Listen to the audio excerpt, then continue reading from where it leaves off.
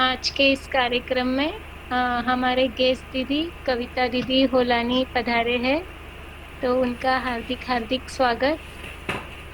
उनके बारे में क्या बोले, जो बोले वो भी कम है। बहुत ही अच्छे काम वो कर रहे हैं और बहुत दिनों से गीता परिवार के साथ में जुड़े हैं।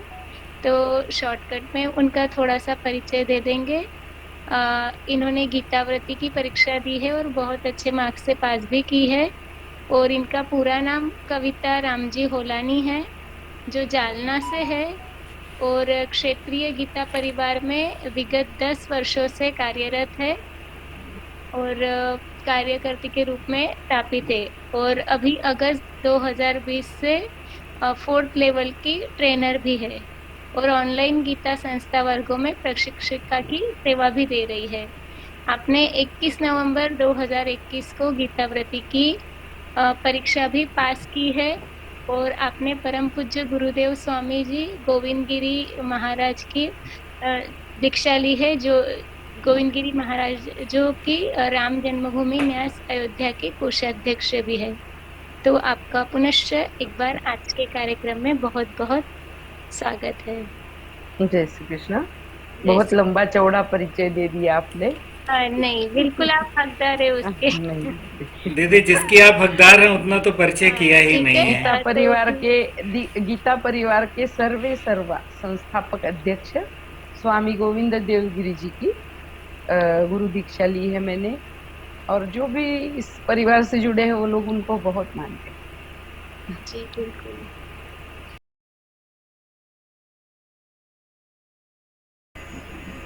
निषिद्धैरप्येभिर्लुलितमकरन्दो मधुकरैः करैरिन्दोरन्तश्छुरित इव सम्भिन्नमुकुलः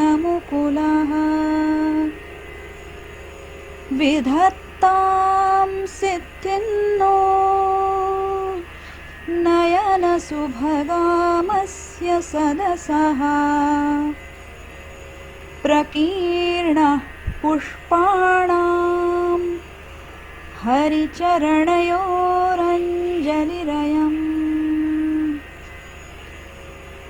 शरदिन्दुनिभां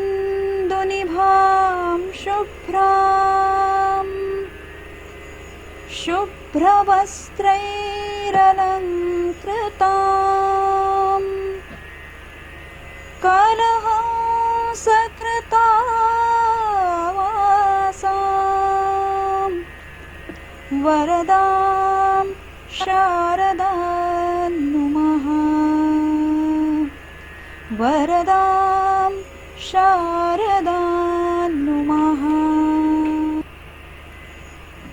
निषिद्धैरप्येभिर्लुलितमकरन्दो मधुकरैः करैरिन्दोरन्तश्छुरित इव सम्भिन्नमुकुलः विधत्तां सिद्धिन्नो नयनसुभगामस्य सदसः प्रकीर्णः पुष्पाणां हरिचरणयोरञ्जलिरयम् शरदिन्दुनिभां शुभ्रा। अब मैं हमारे जीसी भैया श्याम भैया नारायण देरबानी भैया से निवेदन करूंगी, वो भी हमारे गेस्ट का स्वागत करें। श्याम नारायण द्विवेदी दीदी। श्याम नारायण द्विवेदी भैया। थैंक यू सो मच दीदी, करेक्शन करने के लिए। जय श्री कृष्ण। मैं आज के चीफ गेस्ट हमारे बहुत ही प्यारी सुश्री कविता होलानी दीदी जी का स्वागत करता हूँ। कविता होलानी दी देखने में तो बहुत ही सॉफ्ट हैं, लेकिन जब पढ़ाती हैं तो समझ लीजिए कि बहुत ही स्ट्रिक्ट टीचर हैं। और हम तो इनसे डांट भी खा चुके हैं कई बार। और L4 में हमें इन्होंने बहुत कुछ सिखाया। और L4 में सीखते सीखते हमको ये गुमान होने लग गया था कि हमको सब आ गया है, और जब हम श्लोक बोलते हैं तो दीदी उसमें कुछ ना कुछ ज़रूर पकड़ लेती हैं कि इसमें ये गलती है, आप इसको सुधारो। इतनी माइन्यूटली चेक करती हैं दीदी, और इतने लोगों के साथ में जो है सुनना, सभी को, सभी का सोलो रेसिटेशन सुनना, सभी की गलतियां पकड़ना बहुत ही मुश्किल काम है, जो दीदी बड़े आसानी से कर लेती हैं, ताज्जुब होता है।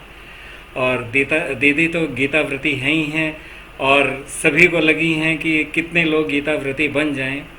हम तो गीताव्रती नहीं बन पाएंगे, लेकिन हमको टेक्निकल चीज़ों में बहुत इंटरेस्ट है, तो दीदी जो है मुझे टेक्निकल चीज़ों से काफ़ी काम करवा देती हैं कि आप ये भी करो, वो भी करो। तो अब दीदी का मेरा ये सौभाग्य है कि मैं दीदी से जुड़ा हूँ, और इसीलिए मैंने आज सोचा कि दीदी अगर हमारी चीफ गेस्ट बन कर के आएँ तो आप लोगों से भी उनका परिचय होगा, आप लोग भी उनसे जुड़ेंगे, और मेरी बात मानिए कि आप सबको बहुत फ़ायदा होगा। और गीता यात्रा में आपको आनंद ही आनंद आएगा। और आज जितने भी लोग अभी जुड़े हैं, अब ये तो शादी का मौसम है, सब लोग कहीं ना कहीं शादी वगैरह में गए होंगे, इसीलिए आज अटेंडेंस में कम मिल रही है। लेकिन जो भी हैं, आप लोग बहुत अच्छे हैं, आप लोगों के ऊपर भगवान जी की कृपा है कि आप यहाँ पर हैं। और इसी तरह से मैं प्रार्थना करूँगा कि भगवान जी की कृपा आप सब भी इसी तरह से बनी रहे। आप गीताव्रती बने, आप टेक्निकल सेवा दें, आप अपनी तरफ से जो भी सेवा दे सकते हैं गीता के लिए वो सेवा दें, पढ़ते भी रहें, पढ़ाते भी रहें, और जीवन में गीता को साकार करते रहें। इन्हीं शब्दों के साथ में मैं आप सभी का अभिनंदन करता हूँ। जय श्री कृष्ण। जय श्री कृष्ण। बहुत बहुत धन्यवाद भैया। अब मैं हमारे बीसी दीदी श्रीमती लक्ष्मी दीदी से निवेदन करूंगी कि आए हैं लक्ष्मी दीदी? नहीं आए हैं। ठीक है, तो हमारे चीफ गेस्ट कविता दीदी, होलानी दीदी हमें मार्गदर्शन करें, क्योंकि सभी लोग उसी के लिए बहुत उत्सुक है। ये तो हमारे भैया है, बहुत बहुत बड़ी बड़ी बातें कर लेते हैं, इनको कहाँ से सूझता है पता नहीं। जय श्री कृष्ण। गुरुर् ब्रह्मा गुरुर्विष्णु गुरुर्देवो महेश्वरः, गुरुः साक्षात् परब्रह्म तस्मै श्री गुरुवे नमः, तस्मै श्री गुरुवे नमः। सभी को जय श्री कृष्ण। सबसे पहले हमारे L1 की ट्रेनर नीतल धूत दीदी और बैच कोऑर्डिनेटर श्री लक्ष्मी दीदी, हमारे ग्रुप कोऑर्डिनेटर मेरे स्टूडेंट रह चुके हैं श्याम नारायण द्विवेदी भैया, और टेक्नो स्टार इस ग्रुप की स्वाति दीदी, उन सभी का मैं धन्यवाद ज्ञापित करती हूँ कि मुझे यहाँ पे चीफ गेस्ट के रूप में बुलाया। श्याम नारायण भैया का बड़प्पन है, इतनी सारी बातें कही है। हाँ, मैं स्ट्रिक्ट ट्रेनर तो हूँ, ये बात सही है कि मुझे चौथे लेवल की ट्रेनर अगर हूँ तो मुझे ऐसा लगता है कि चौथे लेवल तक आते आते आप लोगों में थोड़ा डिसिप्लिन तो आना ही चाहिए। तो बस मुझे कक्षा में अनम्यूट होके कोई बीच में बात कर देता है, या एक दो चीजें जो मुझे नहीं चलती है, जो डिस्टर्ब करते हैं। 50 लोगों की क्लास होती है, कभी 40 लोगों की होती है, और कोई एक आदमी 1 मिनट वेस्ट कर देता है, उतना डिस्टर्ब कर देते। तो चौथे लेवल तक आते आते आप लोगों को भी, सभी को अभी से शुरू करेंगे तो आ जाएगा। तो अभी मार्गदर्शन करने के लिए वैसे कुछ बचा नहीं है, आदरणीय आशु भैया ने सब कुछ बता ही दिया है, लेकिन फिर भी आपका सेकंड लेवल में जा रहा है, इसलिए आपका सभी का बहुत बहुत अभिनंदन और आप सभी को वंदन और प्रणाम करती हूँ। और गीता व्रती बनने के लिए एक दृढ़ संकल्प की, दृढ़ निश्चय की आवश्यकता होती है। आप पहले 2 अध्याय कंठस्थ करिए, 3 अध्याय कंठस्थ करके गीता जी की गीता जिज्ञासु एग्जाम दीजिए। उसके बाद धीरे धीरे आपको वो ललक लगती जाएगी, एक जिज्ञासा जग जाएगी मन में, गीता जी को तो कंठस्थ करना है। फिर आप धीरे धीरे पाठक पठिक करते करते गीता व्रती भी बहुत आसानी से बन सकते हैं, लेकिन उसके लिए निश्चय दृढ़ रहना पड़ेगा कि 1 साल तक गीता जी को छोड़ के हम और कुछ नहीं करेंगे। जो नित्य नियत कर्म है, हमें भगवान ने जो कर्म दिए हैं उतने कर्म करके गीता जी, बाकी बचे हुए जो टाइम वेस्ट करते हैं हम मोबाइल टीवी और अन्य बातों में, उसमें न करते हुए ये। और ये 4 धाम की यात्रा है ऐसा बोलते हैं संजू भैया आशु भैया, तो उसमें आप लोगों ने 1 धाम पूरा कर लिया। अब 3 धाम को छोड़ के आपको नहीं जाना है। बहुत आनंद आएगा आप लोगों को, आगे चलते चलते नए नए ट्रेनर दीदी मिलेंगे, नए नए टेक्नो स्टार भैया लोगों से, दीदी लोगों से आपकी मुलाकात होती जाएगी। यहाँ पे जो भी आते हैं वो बहुत सारी एग्जाम्स दे के उनको लिया जाता है, ऐसे ही कोई भी उठ गया और ट्रेनर बन गया ऐसा तो नहीं होता है। तो एक से बढ़कर एक आपको ट्रेनर मिलेंगे जो छोटी छोटी गलतियां सुधार के बताएंगे, पहले लेवल से आपको ऐसे मिलेंगे। और एक बात है, इसमें चौथे लेवल दूसरे लेवल में जाते हैं तब आपको एक गुणत्रय विभाग नाम का 14वां अध्याय आता है। उसका थोड़ा शॉर्ट में बताती हूँ आपको कि उसमें शॉर्ट उसका मीनिंग क्या है, यानी उसमें भगवान क्या बोलना चाहते हैं। एक तो 3 गुणों का वर्णन किया है, उसका नाम है गुणत्रय विभाग योग नाम चतुर्दशोध्याय। 14वां अध्याय आता है, दूसरे लेवल में आता है आपको।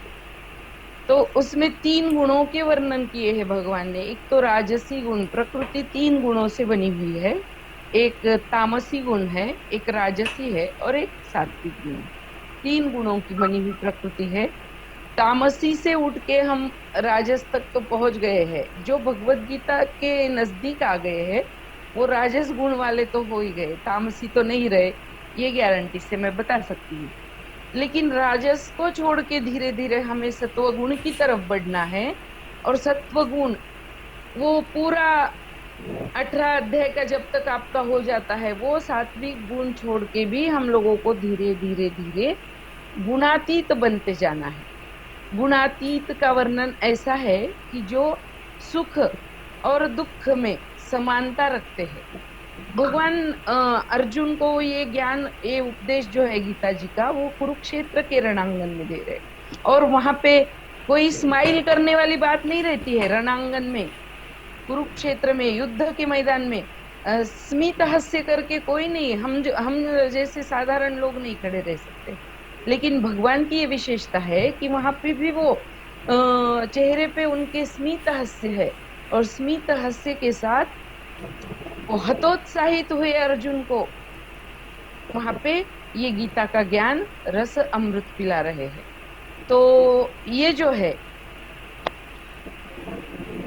शीतोष्ण सुख दुखेषु समः संग विवर्जितः तुल्य निंदा स्तुतिर्मौनी संतुष्टो येन केनचित्। यानी कि शीत उष्ण तुल्य निंदा और स्तुति, मित्र शत्रु और जो पत्थर और सुवर्ण, इसके अंदर कोई भेद नहीं रहता है। जो जो गुणातीत पुरुष होता है, 3 गुणों से ऊपर उठ के, मैं बताती हूँ 4 सीढ़ियां होती है जो गुणातीत बनने के लिए, मोक्ष को प्राप्त करने के लिए। जीते जी मोक्ष को प्राप्त कराने वाला ग्रंथ श्रीमद् भगवत गीता है। तो यहाँ मोक्ष को प्राप्त करने के लिए मैं मेरे पहले स्टूडेंट्स लोगों से कभी बात करती हूँ तो ये बताती हूँ कि 4 सीढ़ियां हैं। तो ये 4 सीढ़ियों में पहली नीच योनि में धकेल देती है हमको। फिर से जो तामसी गुण वाली सीढ़ी है पहली, वो नीच योनि में धकेल देती है, नरक यातना भोगने को प्रवृत्त करती है। दूसरी सीढ़ी जो है वो राजसी गुण वाली है, वो हमें यही मनुष्य योनि में जहां भी हम हैं वहां पे ही रखती है। जन्म लेके भी फिर यहीं से राजसी गुण में अगर हम हमारी ये देह त्याग करते हैं तो फिर यहीं पे आ जाते हैं। और जो तीसरी सीढ़ी है सात्विक गुण वाली, वहां हमारे पुण्य कर्म जब तक रहते हैं हमारे साथ, वो हमें स्वर्ग ले जाती है। जब हम सात्विक गुणों से युक्त हुए देह त्यागते हैं तो वो हमें तीसरी सीढ़ी स्वर्ग में ले जाती है। जब तक कि हमारे पुण्य कर्म नष्ट ना हो तब तक वहां पे एंजॉय करने के लिए। और पुण्य कर्म नष्ट होते ही फिर से हमें मनुष्य योनि में आना पड़ता है। लेकिन वो जो चौथी सीढ़ी है वो गुणातीत पुरुष के लिए है, चौथी सीढ़ी। तो ये गीता पढ़ते पढ़ते हम अनुभव करते जाते हैं, अर्थ विवेचन सत्र सुनते हैं, गीता पढ़ते हैं, पढ़ाते हैं, फिर धीरे धीरे हम लोगों के मन में सेवा की भावना जागृत होती है। क्योंकि हमें लगता है अरे 40 मिनट ये लोग इतना मेहनत करके हमें सिखा रहे हैं, हमारे टेक्नो स्टार दीदी या भैया जो भी है वो इतनी अपना समय का योगदान दे रहे हैं, तो हम भी क्यों ना कुछ करें। तो ऐसा करते करते हम लोग भी इसमें सेवा भावी हो जाते हैं। तो हमारे इतने चेंजेस आते जाते हैं, हम लोगों में पॉजिटिव चेंजेस आते हैं। एक तो ये श्लोक संस्कृत श्लोकों के उच्चारण से, स्पष्ट उच्चारण से अपने आप प्राणायाम होता है, उसके कारण भी पॉजिटिविटी आती है। फिर टंग ट्विस्टिंग होती है, जिह्वा की एक्सरसाइज होती है जीभ की, तो उसके कारण ब्रेन शार्प होता है। तो सब कुछ यानी आत्मविश्वास बढ़ जाता है हम लोगों का, इतना आत्मविश्वास बढ़ता है, इतनी पॉजिटिविटी बढ़ती है, इतनी एनर्जी आ जाती है हम लोगों में कि हम कुछ करें। और ये सब हमें धीरे धीरे करके गुणातीत बनने के लिए प्रवृत्त करता है।